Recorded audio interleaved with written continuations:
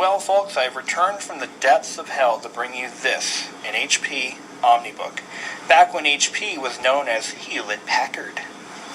And this computer is quite revolutionary. It was a Windows Pentium sub-notebook. Those three words in the mid-90s would get most executives salivating at the thought of such a machine. I just want to say this. You gotta remember, for those of you who still watch my videos, I mean, come on guys, get a life. I can't even watch my own crap. This is terrible. I suck at making videos. And I admit it, I really do.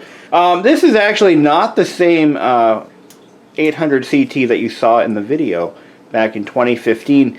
This is actually one that I picked up today. And I actually found it in the world's most unlikeliest location. I found this at Savers. And I paid, and here's the proof, $4.99. Now, I know these are going for insane money on eBay. I mean, to me, insane money for something like this is anything above 60 bucks. And I know they're going for quite a bit, as they're quite collectible. These earlier sub-notebooks really are. Actually, these are more on the later end of the timeline, but they're pretty collectible. And what threw me about this one is I picked it up off the shelf, I opened it up, the power supply was duct taped at the bottom. I hit the power key, and it turned on. Now, if that wasn't a sign from, you know, from hell, saying you got to buy this thing, I don't know what is. But it just goes into a suspend mode. It's not actually shutting down. These were meant for ultra portability, which meant that you would have to, you'd be like on the bus, on the train, in a plane, and you would have to close it really quickly and get moving, sometimes with very little warning. So the ability for these machines to be instantly suspended and instantly woken back up again, it was one of their virtues.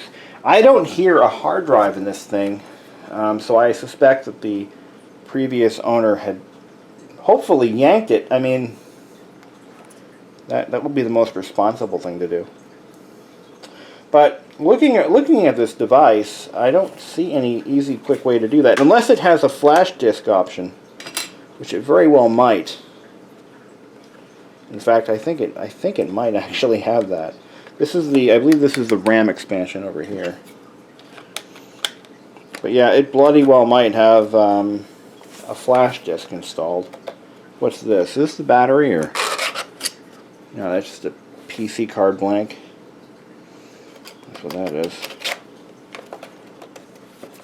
On the back, we've got our standard VGA proprietary floppy disk connector, serial, parallel, and proprietary docking station. And I believe that might actually be a SCSI port. I'm not positive, but I think that might be SCSI. It also has infrared, pretty common for the time. But one of the most killer features of the OmniBook line, think fast, the pop-out mouse, which was, in my opinion, one of the dumbest things ever. I mean, this thing is so stupid. It opens up like that, so it becomes like almost the size and shape of a mouse. But yeah, this thing can easily be broken on the go. And there were better mouse pointer options in the time that this was made. I think this is from like 97, 98. And there were way better options back then for the pointing device. For example, the AccuPoint, or what did IBM call it? The Track Point. Is it the Track Point? I can't remember trademarks, and then I get people bitching me out in the comments. I know HP tried with that Ridicumouse, but Ridicumouse. With that stupid thing, it just, I gotta be honest with you, that is the one thing that is wrong with the 800CT that I've got already, and I was hoping that I could use this one maybe for parts, if nothing else. But mainly what I want to figure out right now is what this thing has, if anything, for an onboard hard drive. If it was pulled, which I doubt, because it's not an easily removed drive on this model.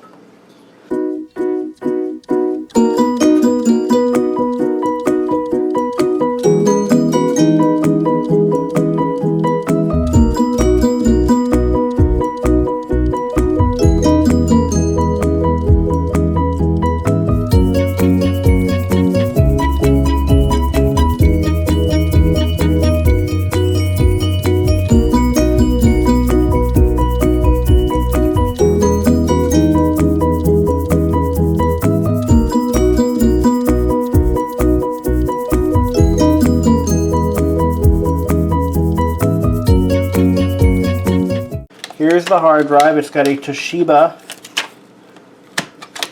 still in there. Looks to be the original drive.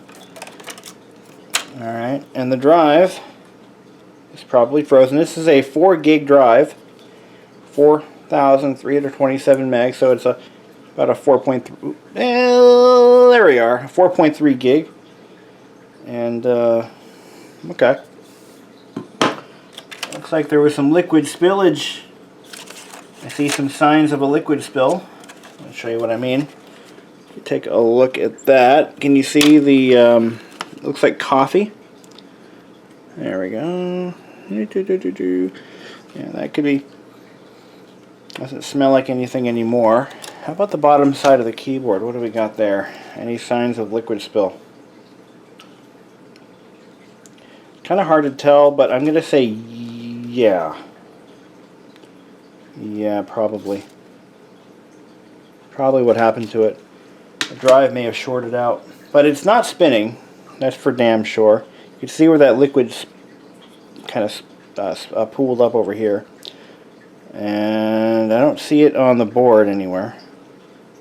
It's entirely possible that the IDE bay could be, or the IDE bus could be fried.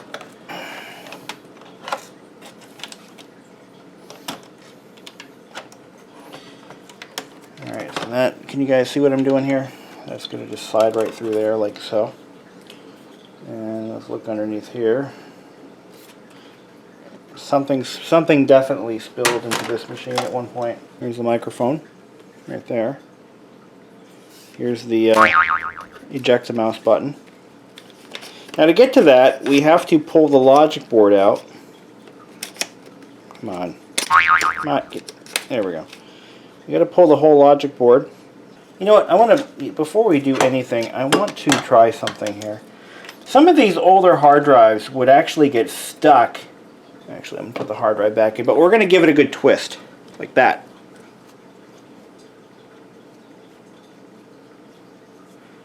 It's not easy. You know what? These are very lightweight drives,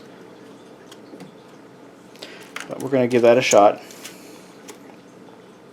It wasn't fun. There it goes. Hear it?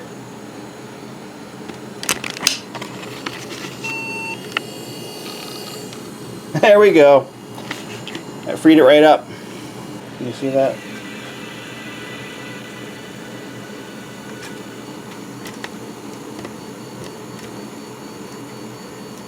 Got it going.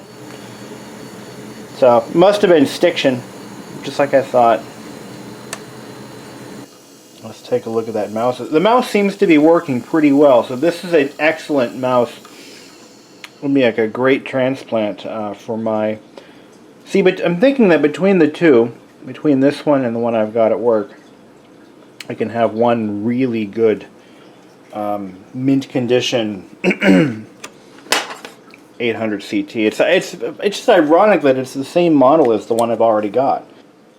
So I didn't really film this, but we completely disassembled the entire unit down to its down to its last component.